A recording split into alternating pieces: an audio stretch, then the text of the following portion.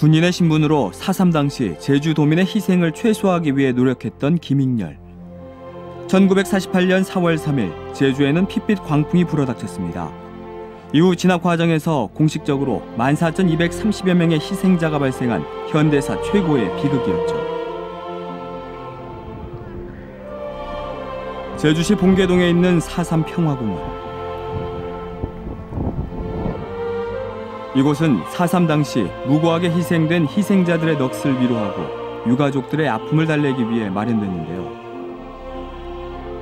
4.3 당시 이렇게 많은 무고한 희생을 막으려 했던 의인들 가운데 가장 주목을 받는 이가 바로 김익렬입니다.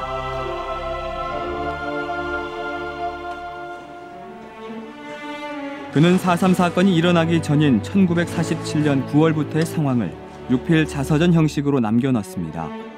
그의 유고록에는 자신의 눈에 비친 사건 발생 전의 제주의 정황과 사건 발생의 발단 등이 상세하게 기록되어 있습니다.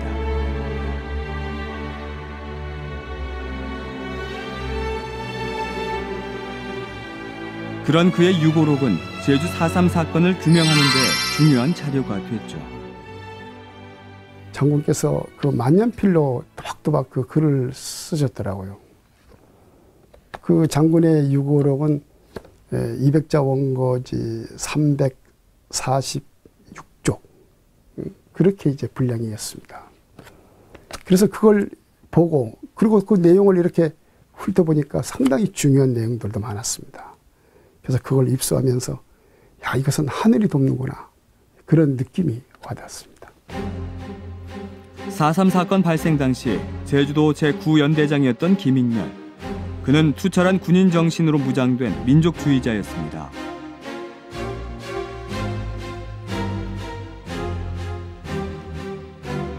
그런 그가 본 제주 4.3 사건의 발생 원인은 무엇이었을까요?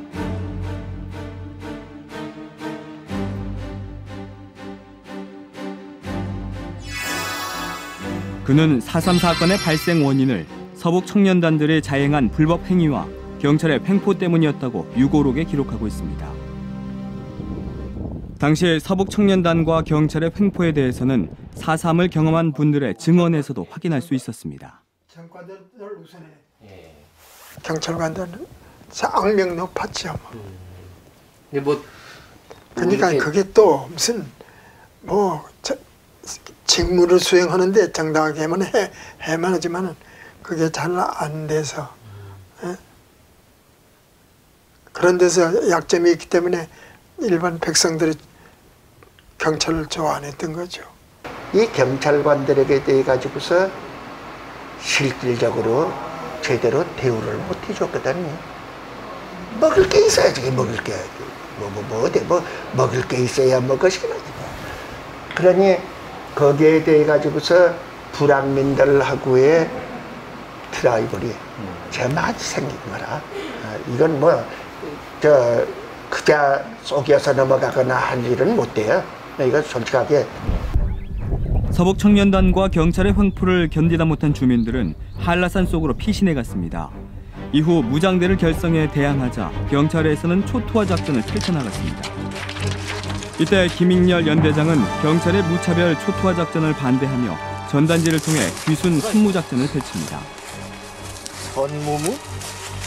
이거 항복 안 하면은 그것은 귀순자에 한해서는 책임지고 안전을 보장하며 일체의 전과를 불문에 붙이고 귀가시키겠다는 것과 함께 서로의 요구 조건에 대한 평화회담 개최를 제의합니다. 김익렬 연대장의 제의에 불안에 떨고 있던 주민들은 동요하기 시작합니다. 아주 강경한 무장 게릴라 세력과 온건하고 또 넓은 층에 속하는 일반 어떤 제도민들을 이렇게 분리시켜내고 있죠. 서로가 좀 양보하면서 있죠. 상황을 진정시키려고 했어요. 이후 선무문을 본 산 사람들의 하산이 늘어나기 시작했고 군은 주둔지 부근에 천막을 치고 하산자들을 수용했습니다. 이제 당시 하산했다는 문도현 씨. 한 번은 그런 소리를 들어지길래 자수하자고 이렇게 해가지고 이제 권유를 했단 말이야. 그러니까 안 하겠다 이거를.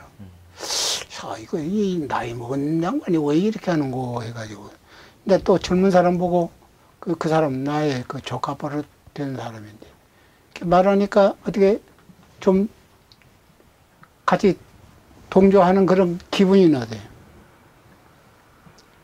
그 길로 이제 그 뒷날 내려왔죠. 밤에 내려와가지고 이제 이 불악 안 내와서 숨어 있었어요. 1948년 4월 18일 미 군정장관 딘 소장이 제주도 군정장관인 맨스필드 대령에게 보낸 문건을 보면 대규모 공격 개시 전 무장대 지도자와 접촉해 항복할 기회를 주는데 모든 노력을 기울이라고 명합니다.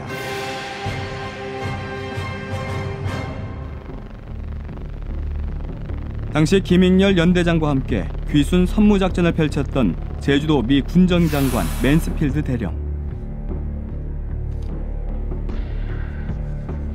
그리고 미 군사고문 드루스 대위 등은 무장대와 일반 제주도민들을 정신적으로 분리시켜 종국에 가서는 무장대를 고립시키는 작전을 준비하죠. 4.3이 일어났을 때 선무공작의 차원에서 문제를 해결해야지 무조건 탄압으로만 나가서는 안 된다. 이런 의사를 맨스필드 대령이 가지고 있었잖아요. 그걸 맨스필드 대령이 김익렬 연대장한테 얘기했다는 건 대단히 중요한 의미를 갖는 겁니다. 어떤 점에서는 김익렬 연대장 못지않게 맨스필드 대령은 평화적으로 문제를 해결하지 않으면 안 된다. 그것은 맨스필드 대령이 경찰의 횡포에 대해서 잘 알 수 있었고 왜 4.3이 일어났는가 그 부분에 대해서 제주도 현지에 있는 사람이기 때문에 잘 알 수 있다는 그런 걸 얘기해 주는 겁니다. 김익렬 연대장에게 있어 그 어떤 명분보다도 우선되는 것은 바로 무고한 인명피해를 최소화하는 것이었습니다. 귀순 선무작전이 진전되자 소요는 일시 소강 상태가 유지됐습니다. 그리고 1948년 4월 28일 김익렬 연대장은 회담장으로 가 무장대 총사령관인 김달삼을 만납니다. 당신이 진짜 김달삼이고 실권자요? 그렇소. 왜 그런 말을 하는 거요? 하도 미남이고 영화배우 같아서 내가 상상하던 살인을 하는 무자비한 사람 같지 않소? 사람은 애국심과 정신이 중요하지 나이 같은 건 아무런 문제가 되지 않소. 당시 무장대 총사령관인 김달삼과 김익렬 연대장의 만남은 대단히 고무적인 일이었습니다. 4월 28일 구업국민학교인가요? 그 자리에서 김익렬 연대장하고 무장대 총사령관 김달삼이 만난 것은 참 우리 현대사에서는 보기 드문 일이죠. 그런 식으로 만나는 건. 그렇기 때문에도 의미가 깊고, 왜냐하면 우리나라 현대사를 보면은 반대자끼리 만나가지고 합의 보는 일이 별로 없어요. 그런 이제 여러 가지 점에서 4.18 평화회담은 참 의미가 깊다고 봐요. 평화회담장에선 양쪽의 요구 조건이 제시됐습니다. 첫 번째 요구는 지금 당장 지서 습격 및 일체의 전투 행위를 중지하시오. 전도에 연락을 하려면 시간이 걸리므로 즉각적인 전투 중지는 불가능하고 5일 후에나 전투 중지가 가능하고 당신이 유일한 실권자가 아니라 다른 실권자가 여럿이 있어서 합의할 시간이 필요해 5일을 요구하는 것인가? 아니요. 단지 시간이 걸리기 때문이요. 그래서 5일이 필요한 것이요. 좋소. 그렇다면 앞으로 완전 전투 중지 행위가 72시간 이내에 이루어져야 하오. 단지 산발적인 전투는 연락 미달로 간주하겠소. 그러나 5일 이후의 전투 행위는 배신 행위로 간주하겠소. 좋소. 합의하겠소. 우리들의 첫 번째 요구 조건은 제주 도민으로만 행정관리와 경찰을 편성하고 민족 반역자와 악질 경찰 그리고 서북 청년단을 제주에서 추방해야 한다. 이를 들어줄 수 있겠는가? 친일파와 민족 반역자, 관리와 경찰은 사실이 드러나면 해직하고 추방하겠다. 서북 청년단 역시 그러하다. 그러나 제주 도민만으로서 행정기구와 경찰을 편성한다는 것은 정치권의 일이며 그것은 군대로서 권한 밖의 일이다. 그러나 앞으로 정부가 수립되면 민주주의 원칙에 입각하여 자연 그리 되지 않겠는가?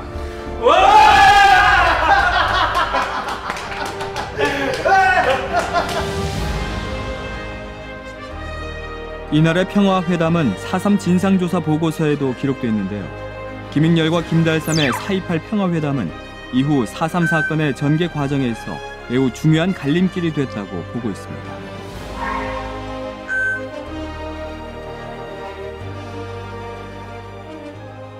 (4.28) 평화협정에 대해서 제일 어려운 문제는 우선 한쪽 당사자인 남로당, 제주도당 그리고 유격대, 무장대 쪽의 자료가 거의 보이지 않는다는 겁니다. 그렇지만은 그것을 부정할 만한 그런 근거도 없다고 봅니다. 왜냐하면은 그게 김익렬 회고록 한 군데에서만 나온다면은 이건 좀 이상한데 그렇게 생각할 수도 있는 겁니다만은 분명히 그때 중요한 역할을 한 이율락 중위가 명확하게 그 자초지종을 잘 증언하고 있거든요. 그렇기 때문에 그러한 4.28 평화협정은 분명히 있었던 것이다. 회담이 있었고 합의가 있었던 거다. 당시에 김익렬 연대장과 함께 회담 장소로 간 또 한 사람이 있었는데요. 바로 정보 참모였던 이윤락 중입니다. 지금은 고인이 된 그는 생전 인터뷰에서 그날의 일을 생생히 전하고 있습니다. 협상이 되고 전투가 계속 안 되고 또 살인, 방화 등 모든 상황이 종식이 될 때는 우리가 여러분들의 이실 자유라든지 내려와가지고 하산해가지고 하는 편리라든지 그건 최대한 보장을 하겠다. 그래 이걸 하고 만약에 여러분들이 이게 되면은 무장을 해제해서 전부 반납을 하고 우리가 어떤 장소에 설치해가지고 신고서를 설치할 테니까 반납을 하고 또 여기에 사령관 이하 여기에 살기 듣기 힘든 곳 불황이 내려와가지고 살기 힘든 그런 분은 연대장의 참직위와 내 개인 생명을 내놓더라도 여러분들의 참 배로 하나 준비를 해가지고 일본을 가시든지 어디에 가시든지 그거는 제공해 주마. 그런 정도의 요지를 얘기를 했는데 그렇게 해서 평화 협상이 마무리되고 시국은 안정이 되는 듯했습니다.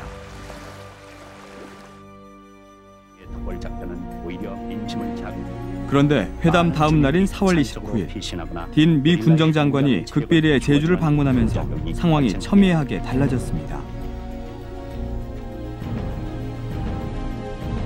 애초 4월 18일 미 군정사령부가 제주도 민정관에게 소요 집단의 지도자와 접촉해 항복할 기회를 주는데 모든 노력을 기울이라던 문건과는 달리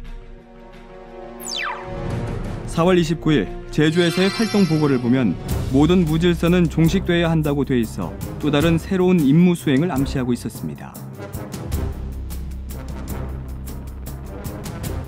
단 열흘 사이에 미 군정의 입장이 바뀐 이유는 어디에 있었을까요? 딘 군정장관 입장에서는 미국의 차원에서 이제 그 문제를 봐야 할 수밖에 없는 그런 점이 있었습니다.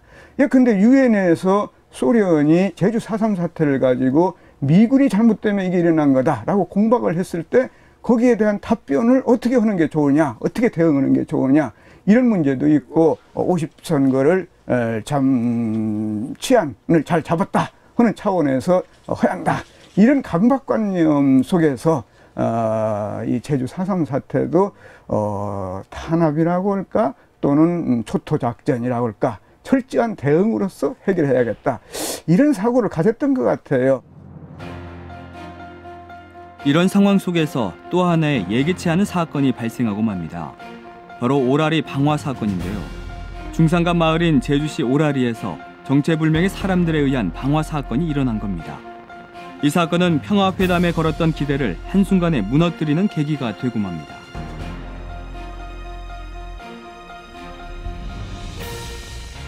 적어도 어떤 김익렬이 오라리 방화 사건 이전에 이 좀 평화주의적 이런 방식으로 사태를 수습하려고 했던 이런 노력인 거죠, 이게. 그게 굉장히 이렇게 중요하거든요, 이게. 그런 어떤 정책들이 바뀌게 되는, 그 좀 부정적인 영향을 끼치게 되는 게 오라리 그 방화 사건이잖아요. 그런 점에서 오라리 방화 사건이 아무리 우익들이 일상적인 하던 행위를 하더라도 당시 어떤 김익렬을 비롯한 이런 어떤 그 평화적인 이런 정책에 부정적인 영향을 끼쳤다. 이건 부인할 수 없는 거죠. 이후 상황이 걷잡을 수 없이 악화되자 5월 5일 딘 미 군정장관은 최고 순회회의를 개최합니다. 이 자리에는 딘 미 군정장관을 비롯해 맨스필드, 조병욱, 안재홍, 송호성, 최천, 유해진 그리고 김익렬 연대장이 함께했습니다. 하지만 회의장은 조병욱 경무부장과 김익렬 연대장의 몸싸움으로 아수라장이 되고 말죠. 5월 5일 군정장관을 포함해서 미군정 순위부가 내려올 때 김익렬 연대장한테도 제주도 사정을 잘 얘기해라. 이렇게 얘기하는 대목도 나와요. 그걸 보면은 맨스필드 대령은 어떤 방식으로 이 문제를 처리해야 한다. 이걸 알고 있었습니다.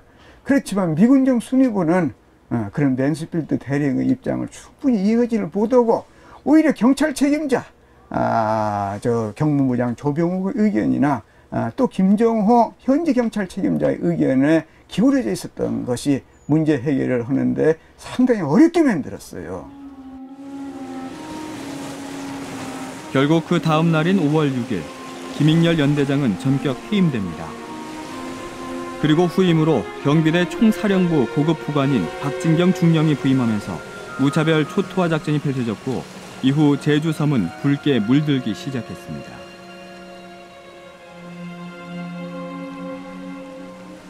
이 민족을 위해서 그 경찰국장이나 그 군 지도자들이 옳은 판단을 해서 이 민족을 위해서 어떠한 미 군대에서 지시하고 하는 것이 옳으냐, 그 옳은 판단을 하지 않았다 그런 것에 대해서 유감으로 생각하고, 만약 옳은 판단했으면은 제주도민이 무고하게 그런 많은 사람이 희생되지 않았다고 나는 확신합니다.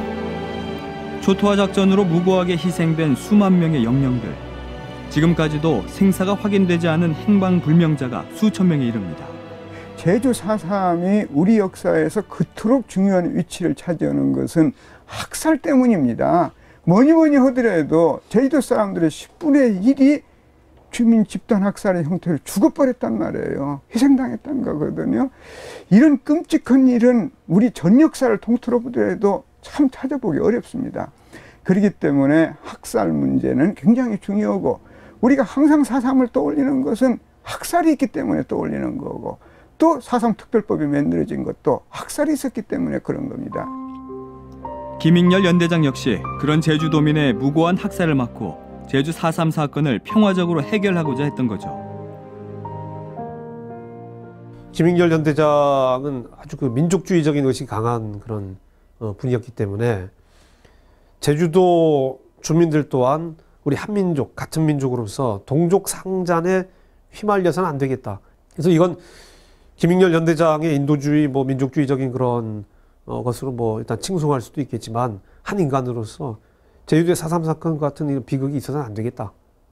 이런 생각을 했던 것 같아요. 근데 이런 생각과 미군정 당국이 제주도와 제주도의 무장대를 바라보는 시각과는 상당히 큰 그 차이가 있었다. 근데 이 갭을 메울 수 있는 부분이 없었던 게 4.3의 비극이 아닌가. 66년 전 김익렬 연대장의 평화주의적, 인도주의적 행동이 지켜졌다면 현대사 최악의 학살을 낳은 제주 4.3 사건으로 기억되진 않았을 겁니다. 그것이 바로 오늘날 4.3 의인 김익렬을 주목하는 이유입니다.